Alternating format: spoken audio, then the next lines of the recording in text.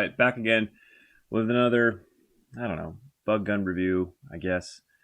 I've been kind of a unique situation lately. I just had wrist surgery, so they had to take a bone fragment out of my wrist.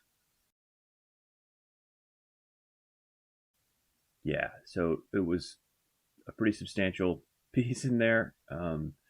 But it's out now. It'd been in there for like 10 years, but it wasn't really bothering me. It just kind of was just this thing floating in my wrist. But now it's out, so that should help a bit.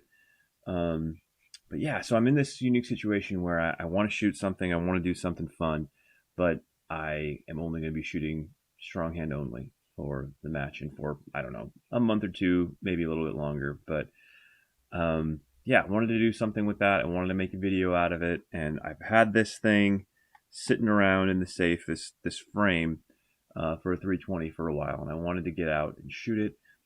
This is it. This is the Amend 2 S300. It's a 320 frame. It takes 320 FCU, but it also takes 365 magazines. So kind of a unique idea. Unique in that I think it's dumb, but we'll get into more of that.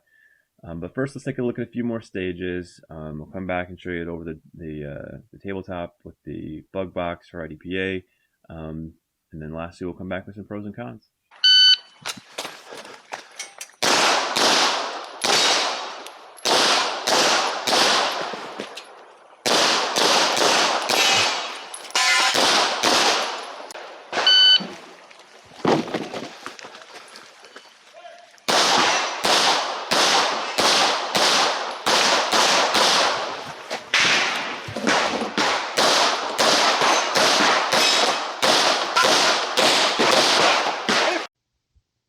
Okay, so here we are over the top of the box. New camera, so you get to see a little bit more of my messy desk. But here it is. This is the IDPA bug box. As you can see, you could with the height, you could trim down the base plate and get the height to work, but this just isn't going to work for the length. So that just is what it is. Even with, now that it's fully into battery, you can see it's just not going to fit. Here is there's no FCU in this, but this is the size of the P320 compact. So there's really not a big difference between these two guns. Let me see if I can get this lined up correctly because there's no FCU, so I have to hold the slide on. But as you can see, it's pretty much just, I mean, from the small grip down, it's just the same as a P320 subcompact. Not the end of the world. It's still thinner in the places where Amend 2 wants it to be thinner, I guess. This one will also not fit in the box, but this has, can't get the magazine out. Take that off. This is a 12-round magazine the same way as that's a 12-round magazine. When I shot it, I used the macro 17-round mags because there's stages with 15 rounds requirement. I couldn't reload because of this stupid hand. But yeah, so that's the box. It doesn't fit in the box, so it's not good for IDPA. I'm not even going to try and make it fit because I know that it won't. The FCU is right up against the back of this. But let's look at a few more stages, then we'll come back with the pros and cons.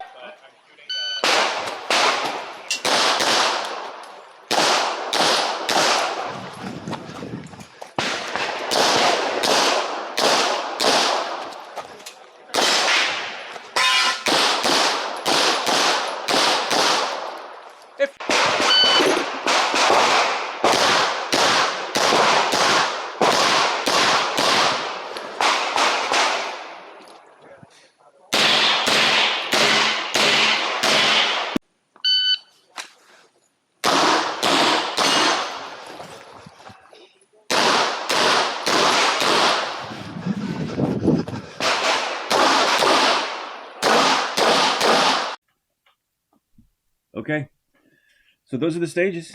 Like I said, shot them all one-handed, strong hand only. that was good practice. So I enjoyed that. The stages were good for an ASI match. ASI is a good place to practice for IDPA, so I was enjoying that. Yeah, so let's get a little bit into the pros and cons of this thing. The first thing I got for pros is that it runs reliably. At first, when I put this together, I thought, I'm not sure that this thing's going to run. It was just awkward, and I don't know enough about how mag compatibility, because you're stuffing a different mag into the guts of a different gun, and I thought, like, this might not run. This FCU and this slide are designed around a different magazine, but apparently somebody knows more about how this stuff works than I do, because it worked just fine. The next thing I like is it's a P320 essentially, from the top up. So we'll get into more of that in the cons, but it's essentially a P320. So it has all the features that I like in a gun. I'm a huge P320 guy, as you guys probably know. So it's got and left-handed, so compatibility entirely for a left-handed guy. So I like that. The trigger is the same as my P320s because the FCU is the same as every P320 I've worked over. The P365 mags are relatively easy to find. That's the last of the pros that I can think of for this thing, because everything else just didn't really work. But P365 mags are relatively easy to find. They are super expensive though, so bear that in mind if you're thinking about doing something like this. All right, so getting into the cons. So the 320 has a bit of a high bore axis as it is, but this frame seems to just accent that and just make it worse. So there's no magic you can do to make this section where your hand meets the gun any thinner, because the FCU has to go in there. So I saw some folks on the internet when I was like, laying in bed researching, like, hey, I wonder what other people think of this Men 2 thing. And there were some folks that were like, yeah, well, it makes your gun thinner, and now you've basically got a 320, 365. And that's true, I guess, but this is the only section you're making thinner. And so where your hand really meets the gun up here, it's as wide as a 320 compact that we talked about already. And it's just about the same size. So you're really only getting this little bit of thinness right there. It just doesn't change much for me in terms of carrying it. In terms of shooting it, I feel like I'm holding on to like a Tinker toy when I'm trying to balance something on top of it. So it's just sort of weird. Not everything's gonna hit and do well, but it felt like I was shooting a high point, and I don't own a high point. Brent does, so I've shot a high point, but I don't own one. But this is what it felt like shooting a high point that functioned well. It has the Glock mag catch issue when you swap it over to the left hand side. So I don't know if it's going to do it right here. No, it's going to go in for me. But every once in a while, this mag catch will not allow the gun to go, or the magazine to go all the way in. There you go. See, it's caught on the mag catch right now, and there, it's moved out of the way. But that is really a pain in the butt when you're reloading. And just in general, there it is again. So in general, I don't know why, but the Men 2 changed the design of the magazine catch. I don't know why anybody would look at the mag catch on the 320 and go, we can do this shittier. But they did. And so it's worse. It doesn't, I don't know. I got it out and I got it switched. And so it seems like I have a lot of trouble doing this. But I swear, I move magazine catches a lot. And yeah. But I've had trouble in the last few guns trying it. But here we go. So I kind of had to slam those in there. I didn't do any reloads, but just because of my hand situation. But just while I was, load and make ready, I just left the gun in the holster, and I would try and put the magazine in, while it was in the holster, and then take it out and charge it and all that. But yeah, it was super hard. So it wasn't super hard. It was just kind of a pain in the ass.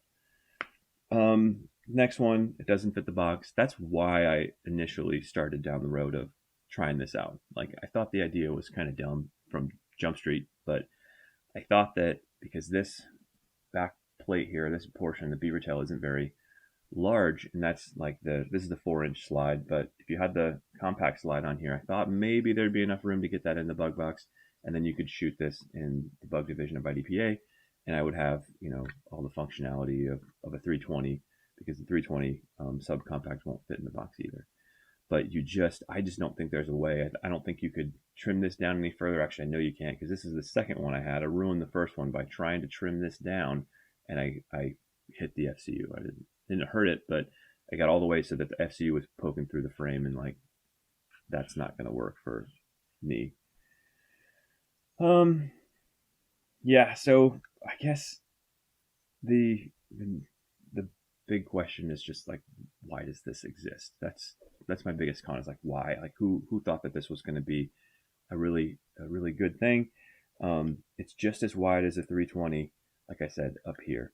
So I don't really understand the necessity for this. Everything I saw on it was kind of pushing it as a carry gun, which I guess, but if you're going to use the same mags as a 365, and this came out in 2020, so they didn't have, maybe didn't know about the thing I'm going to say next, but now with the 365 is basically a full line of guns. You have, everything but a full size, but pretty close, with the macro, the new macro that's not ported. And then you can buy a 4-inch slide. Got one on the table back there that that'll go onto there. So you can have a 4-inch 365. Obviously 3-inch. You can have a smaller grip, a longer grip. So I just don't see, who this is, designed towards, or what problem we're solving by making this. But with that being said, I still applaud Amentu for doing it, because, I appreciate it when gun companies make wonky shit, because that's how we figured out, like, oh man, this is really cool. Like, if nobody had thought of, doing some of the stuff that we've done with, the 365, or if SIG hadn't thought of it, we might not have, something cool like the 365. There's the stack and a half magazine. So, not everything's going to be a winner. I don't think this is, but, good on them for trying something different. I guess the last thing I had to say about it is that I think the opposite would be, I guess not even about it, but I think the opposite would be cooler. Like, if somebody took a 365 FCU and created a 320, the mags might be a restriction on that. I don't really know. You might be just getting into macro territory at that point, but a 365 slide, because you'd have a little lower bore access, and then make the grip itself, the plastic grip or aluminum. Big fan of aluminum. Wider. I think that might be a winner. So anyway, but now, like I said before, with all of the 365 options, I'm not sure that there's really much need to mess around anymore with going back and forth between, the 320 and the 365. I think we just both let them be what they're going to be, and move on. So yeah, that's all I've got for the pros and cons.